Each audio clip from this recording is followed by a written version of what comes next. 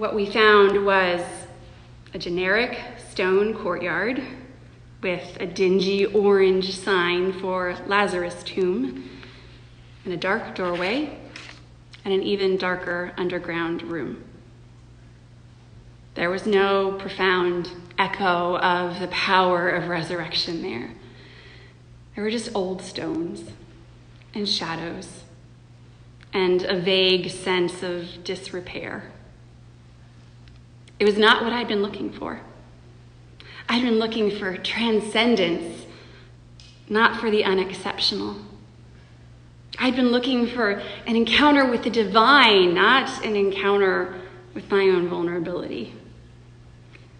But looking back at that experience from the context of our current encounter with physical, social, and economic vulnerability, I think I missed an important lesson in that unimpressive memorial. There is value in an uncurated encounter with the very mundane realness of the places where Jesus has done exceptional things. Because that's where we most need God to work in our own lives. In the mundane, in the real, in the everyday. I think that what we actually need most from the story of Lazarus is a connection to the utterly human parts of this narrative, to the raw grief and the unadorned gravestone and the worries about how much the dead body will smell. In fact, those are the parts of the story that I found most comforting this week as I reread this familiar story with the new perspective of preaching in the midst of pandemic. From this new perspective, all of the theological language about Lazarus' death leading not to death, but to God's glory, and about walking in the light so that we don't stumble, and even about Jesus being the resurrection and the life, it all feels a little bit disconnected and unhelpful. To be frank, I even got a little irritated with Jesus this week for spouting all this unintelligible and emotionally distant teaching while people are begging him for help and crying out their grief. The first half of this story felt a little too divine. Sure, Jesus has the perspective of eternity to reassure him, but the people he was talking to, the disciples and Lazarus' sisters, they're just human beings facing the devastation of mortality. They didn't need a theology lesson in the midst of their crisis. They needed a human connection. They needed God to recognize and respond to their pain and fear. In the same way, I suspect that what we need in the midst of escalating death tolls and inconsistent protective protocols and uncertainty about when this nightmare is all going to end, I think that what we need is the assurance that God is not standing at a distance, pontificating about theoretical resurrection.